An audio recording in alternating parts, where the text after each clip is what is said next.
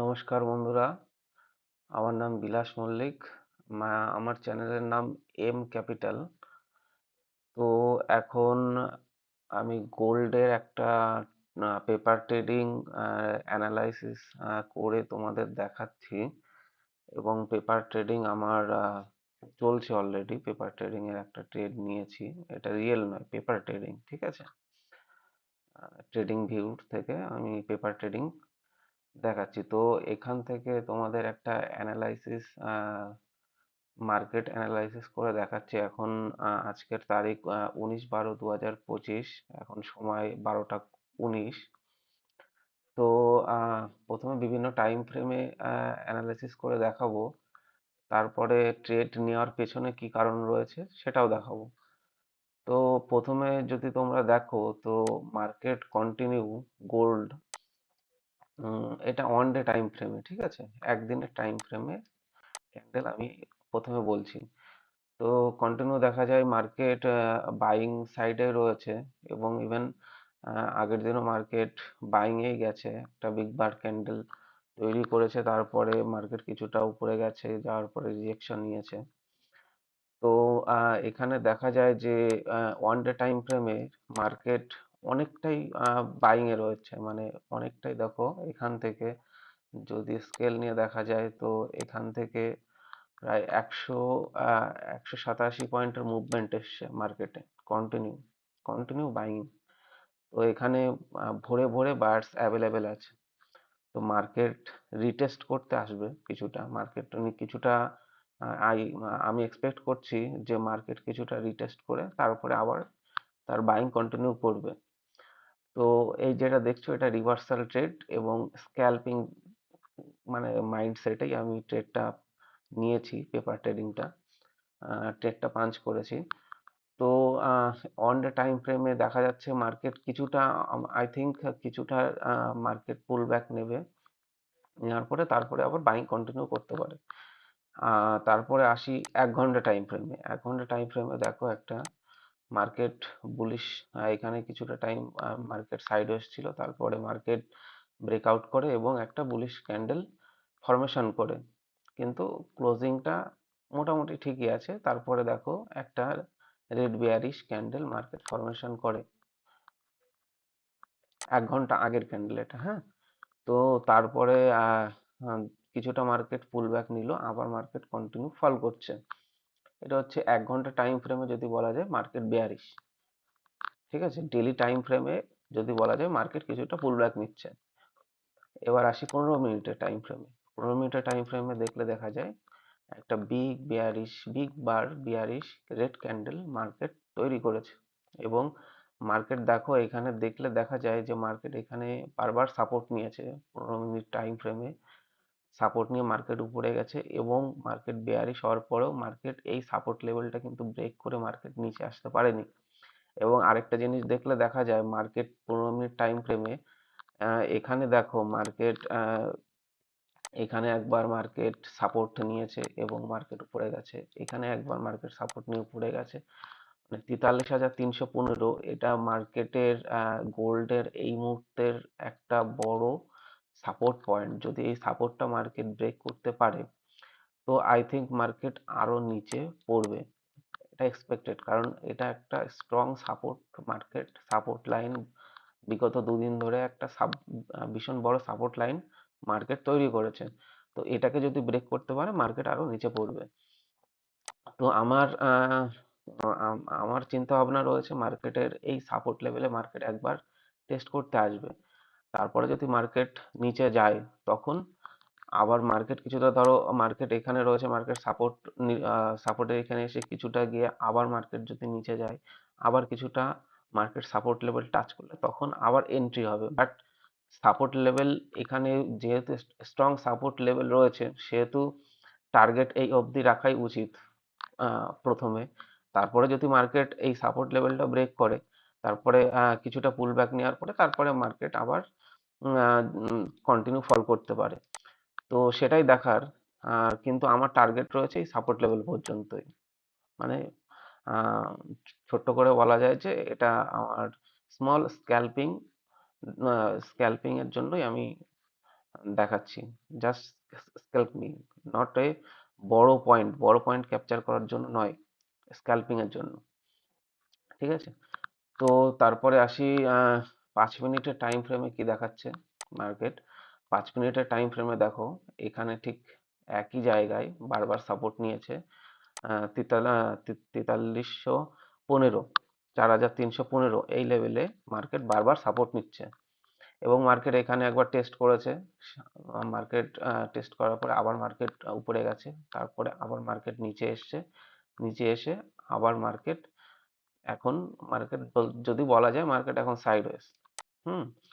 তো এখানে আমি এখানে মেনলি 5 মিনিট টাইম ফ্রেমে, 5 মিনিট টাইম ফ্রেমে আমি এই ট্রেডটা নিয়েছি, পেপার ট্রেডিংটা। ঠিক আছে? এটা নট রিয়েল মানি, এটা যেটা তোমরা দেখছো প্রফিট দেখাচ্ছে, এটা রিয়েল মানি নয়, এটা কিন্তু পেপার ট্রেডিং করে দেখাচ্ছি তোমাদেরকে। তো যাই হোক, তো আমি এখানে যে চিন্তাটা করে নিয়েছি, যে অ্যানালাইসিসটা করে নিয়েছি, সেটাই আমি তোমাদেরকে বলছি। সেটা হলো, দেখো এখানে মার্কেট একটা ফল এসছে, 5 মিনিটে যদি বলা যায় 26 পয়েন্টের একটা ফল এসছে। তারপরে মার্কেট এখানে একটা দেখো ছোট্ট সাপোর্ট লাইন আছে, এই সাপোর্ট লাইনটা মার্কেট ব্রেক করতে পারছে না, কিন্তু মার্কেটের এখানে ভরে ভরে বায়ার্স অ্যাভেলেবেল রয়েছে, যার জন্য মার্কেট এখানে একটু টাইম স্পেন্ড করছে। তো এই লেভেলটা ব্রেক করলে এইখানে মার্কেট আসবেই। ঠিক আছে? এই তোমার যদি বলা যায় যে 4327 এই লেভেলটা যদি ব্রেক করে এই মুহূর্তে, তো মার্কেট এই টার্গেটটা চলে আসবে। তো দেখা যাক মার্কেট কি করে। এখানে তুমি যদি রিস্ক অ্যান্ড রিওয়ার্ড যদি বলো, এখানে 1:3 রয়েছে।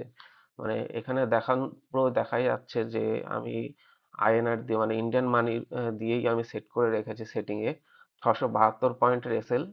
ঠিক আছে? এখন প্রফিট চলছে 640, মানে 1:1 চলছে। আর আমার টার্গেট রয়েছে 2034 টাকা 10 পয়সা। ঠিক আছে? এটা আমার টার্গেট রয়েছে, মানে 1:3 রেশিওতে আমি এখানে ট্রেডটা ইয়ে করেছি, অর্ডার দিয়েছি, পেপার ট্রেডিং। তো এখানে মূল কারণ হচ্ছে এই ট্রেডটার আমি দেখলাম যে মার্কেট বেয়ারিশ, এখানে একটা সাপোর্ট নিয়েছে।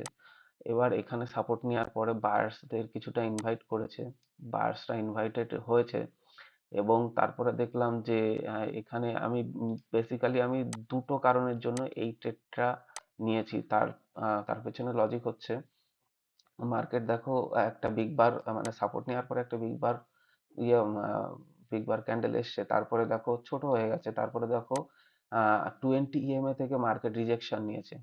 দেখেছো? ক্লিয়ার? দাঁড়াও একটু বড় করে নিই, তাহলে দেখতে সুবিধা হবে। দেখো এখানে বিগ বারের পরে 20 EMA, পরে 20 EMA থেকে রিজেকশন নিয়েছে একটা ক্যান্ডেল।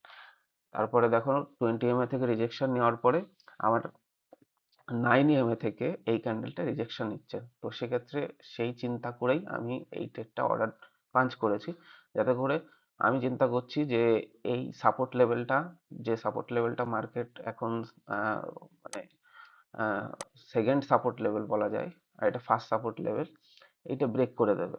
আমার মনে হচ্ছে এখানে আমি যদি পার্সেন্টেজ হিসাব করে নিই, তাহলে এই ট্রেডে আমি প্রফিটেবল 60%, এই ট্রেডে আমি প্রফিট আর্ন করতে পারি, আর 40% আমার এসএল যেতে পারে, লস হবে। এটা আমার চিন্তা ভাবনা।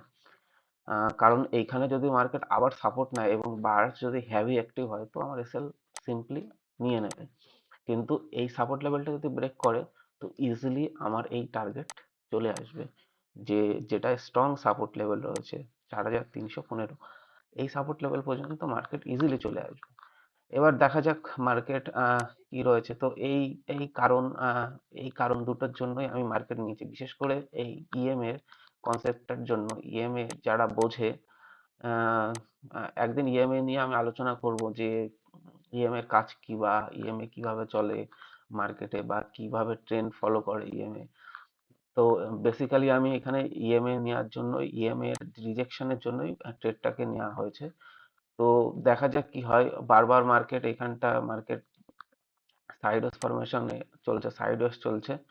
তো যদি এখানে এই একটা ক্যান্ডেল যদি এই লেভেলের মানে ধরো তোমার 4324 লেভেলের যদি একটা বিগ বার রেড ক্যান্ডেল ফরমেশন করে, তো মার্কেট ইজিলি ইজিলি মানে সেকেন্ড ক্যান্ডেলেই আমার টার্গেট ডান হয়ে যাবে। বেশি বড় টার্গেট নয়, অল্প টার্গেট এবং স্মল এসএল। 672 টাকায় আমার প্রফিট টার্গেট দেখো 2034 টাকা।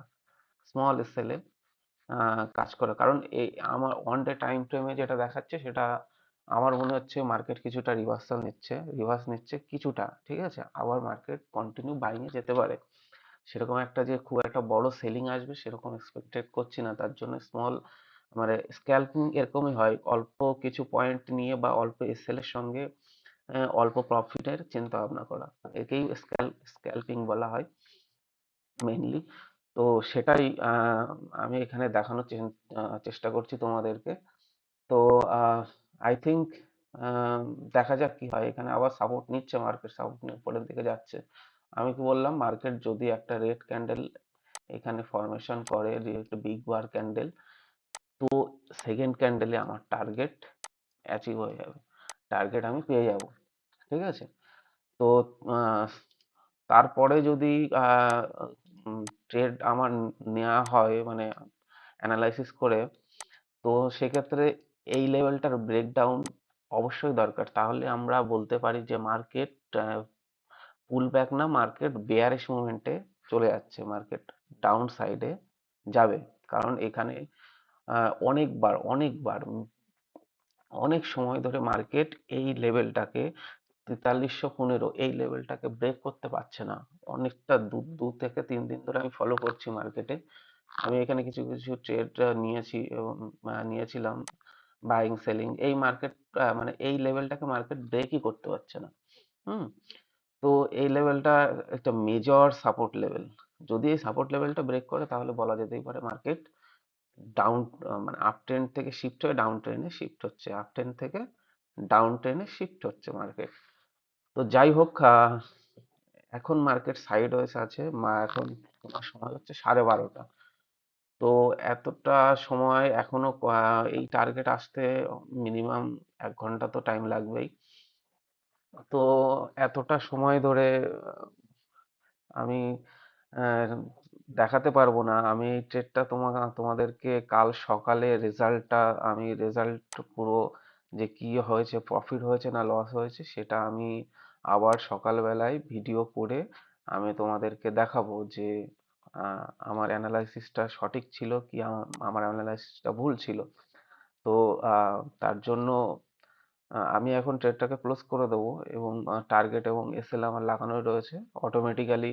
যেমন তোমার রিয়েল ট্রেডে হয় সেরকম পেপার ট্রেডিং এও হয়, মানে তুমি টার্গেট এবং এসএল তুমি লাগাতে পারো এবং তোমার টার্গেটে আসলে তোমার অটোমেটিক্যালি ট্রেড ক্লোজ হয়ে যাবে এবং তোমার এসএল এ আসলে ট্রেড অটোমেটিক্যালি ক্লোজ হয়ে যাবে। তো এখন সময় অনেকটা হয়ে গেছে, তার জন্য আমি এখন ক্লোজ করে দেবো এবং এর যে ট্রেডটা কি হলো তার রেজাল্টটা আমি মর্নিং এ আরেকটা ভিডিও করে আমি তোমাদেরকে দেখাবো যে রেজাল্টটা কি হলো অ্যাকচুয়ালি, যে আমার অ্যানালাইসিসটা সঠিক হলো কি আমার অ্যানালাইসিসটা ভুল হলো। আমার অ্যানালাইসিস সিম্পল সিম্পল রেখেছি, সিম্পল অ্যানালাইসিস করো মার্কেটে।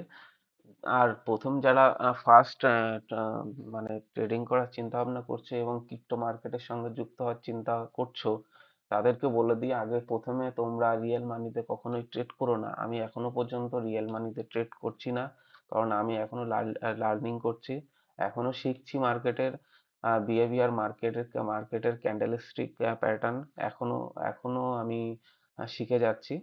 তো যখন আমি আমার নিজের মধ্যে কনফিডেন্ট পাবো না, আমি এখন ঠিকঠাক আমার পেপার ট্রেডিং করে ঠিকঠাক আমি শিখতে পেরেছি, তখন আমি রিয়েল মানিতে ট্রেড করব। তো যারা নিউ যারা চিন্তা ভাবনা করছো তারা প্রথমেই এসে ক্রিপ্টো বলো বা ইন্ডিয়ান মার্কেট বলো, কোনো মার্কেটে এসেই রিয়েল মানি এন্ট্রি করো না। কারণ আগে পেপার ট্রেডিং করে নিজেকে সেট করো, আগে চেষ্টা করো, লার্ন করো, তারপরে আর্ন করো। এটাই হচ্ছে মার্কেটের মূল মন্ত্র। আগেই তুমি এসে যদি ট্রেড শুরু করো তাহলে একটা সময় তোমার ক্যাপিটাল খতম হয়ে যাবে। তো দেখা যাক কি হয়। এটা আমার পেপার ট্রেডিং, দেখা যাক আমার অ্যানালাইসিস কি বলে, অ্যানালাইসিস সঠিক আছে কিনা। আমি কি বললাম, এখানে যদি মার্কেট আবার দেখো 9 EMA থেকে মার্কেট রিজেকশন নিচ্ছে, ঠিক আছে, এখানে এটা এই লেভেলটা 43,000, এই সরি 4,327, এই লেভেলটা মার্কেট একবার যদি ক্লোজিং করে, যে ক্লোজ করতে হবে ক্যান্ডেলটাকে, ঠিক আছে, ক্যান্ডেল যদি বিগ বার রেড ক্যান্ডেল, বিগ বার বিয়ারিশ রেড ক্যান্ডেল ক্লোজিং করে, তো আমার টার্গেট ইজিলি চলে আসবে। আর যদি না করে তো মার্কেট আবার উপরের দিকে গিয়ে আমার এসএল হিট করবে। তো আমার এখানে প্রফিটেবল, আমি পার্সেন্টেজ বলে দিলাম 60-40, 60% আমার প্রফিটেবল, আমার চিন্তা ভাবনা রয়েছে যে এটা আমি, আমার টার্গেট যেটা দেওয়া রয়েছে সেটাই আমার অ্যাচিভ হবে, এবং 40% আমার এসএল যেতে পারে। কারণ কোনো ট্রেডেই 100% কেউ বলতে পারবে না যে আমি ট্রেড নেওয়া মাত্রই আমার 100% এটা প্রফিট হবে। আজ পর্যন্ত কোনো ট্রেডার এখনো পর্যন্ত আবিষ্কার হয়নি যে যে ট্রেডেই সে এন্ট্রি করবে সেই ট্রেডে সে বলে দিতে পারবে আমি 100% এই ট্রেডে আমার প্রফিট হবে। তো দেখা যাক। আমি এখানে এই ভিডিওটা এই পর্যন্ত ক্লোজ করছি। কাল সকালে এই ভিডিওটার আর আরেকটা পার্ট, আমি মানে প্রফিট হলো কি লস হলো যেটা আমি অ্যানালাইসিস করলাম, সেটা আমি কালকে এসে আবার তোমাদেরকে বলবো যে আমার অ্যানালাইসিস সঠিক হলো কি ভুল হলো। ওকে, ঠিক আছে, গুড বাই, গুড নাইট সবাইকে। আজ আবার এলাম আগের দিন যে পেপার ট্রেডিংটা হোল্ড ছিল সেটার রেজাল্টটা বলতে। তো দেখো, টার্গেট যেটা বলেছিলাম সেটা আমার টার্গেট কাল রাতে, আমি এখানে দেখো অ্যারো চিহ্ন দেওয়া রয়েছে, এখানে অর্ডার দেওয়া ছিল, আর এখানে টিপি লাগানো ছিল টার্গেট, সেই টার্গেট হিট হয়েছে। তো যেটা বলছিলাম যে এই লেভেলটাতে মার্কেট খুব পরিমাণে সাপোর্ট রয়েছে, একটা স্ট্রং সাপোর্ট লেভেল রয়েছে, যার জন্য এখান থেকে মার্কেট আবার ব্যাক করতে পারে, উপরের দিকে যেতে পারে। তো দেখো মার্কেটে কিন্তু সেটাই হয়েছে, মার্কেট ঠিক আমি যেখানে টার্গেট দিয়েছিলাম ঠিক সেই ক্যান্ডেলটাই টার্গেট দিয়ে আবার মার্কেট উপরের দিকেই গেছে, এবং মার্কেট বলতে গেলে এখন এই মুহূর্তে সাইডওয়েজ আছে। এটা সকালের দিকেই টার্গেটটা হিট হয়েছে, ঠিক আছে, আজকে সকালের দিকে। আর ট্রেডটা অর্ডার দেওয়া হয়েছিল আজ ওই রাত 12টা নাগাদ। ভিডিওটা যখন শুরু করেছিলাম তখনই আমি বলে দিয়েছিলাম যে ট্রেডের কি কারণ, লজিক কি লজিক রয়েছে ট্রেড নেওয়ার পেছনে, সেই কারণগুলো ব্যাখ্যা করেছিলাম। তো এখানে এই মুহূর্তে গোল্ডের যে পজিশন রয়েছে, দেখো এখানে চেঞ্জ অফ ক্যারেক্টার কখন হবে, যখন মার্কেট কিনা এই লেভেলটা 4,315, এই লেভেলটা যখন ব্রেক করে নিচের দিকে যাবে তখন মার্কেটে চেঞ্জ অফ ক্যারেক্টার হবে, মানে মার্কেট আপ সাইড থেকে ডাউন সাইডে শিফট হবে। তো এই মুহূর্তে আহ, বলা যেতে পারে মার্কেট সাইডওয়েজ আছে, এখনো বলা যাচ্ছে না মার্কেট কি করবে এখান থেকে, কারণ মার্কেট যদি বলা যায় তো মার্কেট আপ ট্রেন্ডেই আছে এই মুহূর্তে। তো এখান থেকে আবার আপ ট্রেন্ডে মার্কেট যেতে পারে, আবার মার্কেটের চেঞ্জ অফ ক্যারেক্টার কখন হবে, যখন মার্কেট এই লেভেলের নিচে যাবে তখন মার্কেট ডাউন সাইড শিফট হবে।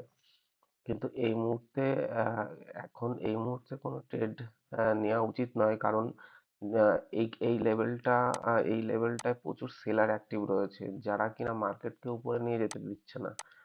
আর এইখানে খুব পরিমাণে বায়ার্স অ্যাক্টিভ রয়েছে যারা কিনা মার্কেটকে নিচে নিয়ে যেতে দিচ্ছে না, যার জন্য এই লেভেলটাতে মার্কেট সাইডওয়েজ মুভমেন্ট করবে। এখন যদি নেক্সট টার্গেটের জন্য অপেক্ষা করতে হয় তখন তাহলে এই লেভেলটার উপরে একটা স্ট্রং বুলিশ ক্যান্ডেল ফরমেশন এবং 20 EM এর উপরে ক্যান্ডেল ক্লোজিং আসবে, তারপরেই নেক্সট কোনো পজিশন তৈরি করা যাবে। আর এই মুহূর্তে নতুন কোনো পজিশন এখন এই মুহূর্তে গোল্ডে নেই। হ্যাঁ, তো এটাই ছিল। দেখো আমি যে পয়েন্টটাতেই টিপি দিয়েছিলাম ঠিক সেই লেভেলটাতে, কারণ আমি তো টাইম ফ্রেম 5 মিনিট বলো বা 15 মিনিট টাইম ফ্রেমে বলো, দেখো এই লেভেলটা বারবার সাপোর্ট নিয়েছে মার্কেট। তো একটাই জিনিস, ক্রিপ্টোতে সাপোর্ট এবং রেজিস্ট্যান্ট মার্কেট খুব সুন্দরভাবে ওয়ার্ক করে, যার জন্য এখানের তোমরা ঠিকভাবে যদি অ্যানালাইসিস করতে পারো তাহলে এই মার্কেটে প্রফিটেবল হওয়া যায়, আবার যদি উল্টোপাল্টা অ্যানালাইসিস করো তো মার্কেট এখান থেকে লস হয়, এবং লস হিউজ পরিমাণে হয়। ইন্ডিয়ান মার্কেটে যতটাই না লস হয়, এই মার্কেটে তার ডবলের ডবল হয়, কারণ এখানে তোমার লেভারেজের একটা বিষয় রয়েছে, যেটার জন্য তোমার লসের পরিমাণ আরো বাড়ে। ঠিক আছে, যেমন তোমার এক্সএম এ রয়েছে 400x লেভারেজ, তোমার আরো যে সমস্ত 200x লেভারেজ, এরকম বিভিন্ন তোমার অ্যাপস রয়েছে যেগুলোর মাধ্যমে তোমার বিভিন্ন লেভেলের লেভারেজ দিচ্ছে। তার জন্য তোমার লসের পরিমাণটা বাড়তে পারে। ঠিক আছে, তো এখানের এই মার্কেটটার আর পুরো সিনারিও আলাদা থাকে। মার্কেটে ভালোভাবে অ্যানালাইসিস করতে হয় এবং সঠিক অ্যানালাইসিস করতে হবে, যা তাহলে তুমি প্রফিটেবল থাকবে। আহ, তো যাই হোক, এটা যদি বলো যে এখানে আমি বলেছিলাম এটা একটা স্ক্যাল্পিং ভিডিও, অল্প পয়েন্টে 1:3 রেশিও। এখানে অনেকে পজিশনাল ট্রেড করে। পজিশনাল ট্রেড কখন হবে? যখন কিনা মার্কেট এই লেভেলের ব্রেকডাউন করবে বা এই লেভেলের ব্রেকআউট করবে, তখন তুমি লং পজিশন দিয়ে 1:7 বা 10 এরকম তুমি টার্গেট নিতে পারো। কিন্তু যখন আমি মার্কেটে এন্ট্রি করেছিলাম তখন এই প্রথম ভিডিওতেই আমি বলে দিয়েছিলাম যে এটা স্ক্যাল্পিং ভিডিও, অল্প পয়েন্টের প্রফিট নিয়ে বেরিয়ে আসতে হবে। হুম। তো যাই হোক, টার্গেট যেটা আমি বলেছিলাম কাল, মানে সরি, আজ রাতে, উম, আজ রাতে বলতে 12টার দিকে, 12টার দিকে, হ্যাঁ, 12টার দিকে ভিডিওটা করা হয়েছিল। আহ, ও, তো সেই লেভেলটাতেই এসেই আমার টার্গেট হিট হয়েছে। তো যাই হোক, এরকম আরো ভিডিও আমি সামনে ছাড়বো। প্রথম প্রথম ভিডিও বানাচ্ছি, তার জন্য হয়তো আমার বলার মধ্যে কিছুটা সমস্যা হচ্ছে। পরবর্তীকালে ঠিক হয়ে যাবে। তোমরা চ্যানেলটা লাইক করো। আমি আরো আমি এতদিন ধরে যে মার্কেটে যে এক্সপিরিয়েন্স নিয়েছি তার তোমাদেরকে শেয়ার করব। এবং যদি তোমার ভিডিও ভালো লাগে অবশ্যই লাইক করো, চ্যানেলকে সাবস্ক্রাইব করো। এবং মাঝে মাঝে আমি ফরেক্সে রাতের দিকে বা তোমার সন্ধ্যার দিকে লাইভ করি, লাইভ লাইভে আসি, সেটাও তোমরা বেল নোটিফিকেশন যদি ক্লিক করে রাখো তাহলে নোটিফিকেশন পেয়ে যাবে। তো অবশ্যই চ্যানেলটিকে সাবস্ক্রাইব করো বন্ধুরা, এটাই পাশে থেকো। অবশ্যই তোমাদেরকে আমি যেটুকু মার্কেট থেকে এক্সপিরিয়েন্স নিয়েছি অবশ্যই তোমাদেরকে শেয়ার করব। তো আজকের মতো এই পর্যন্তই। নমস্কার, ভালো থাকবেন।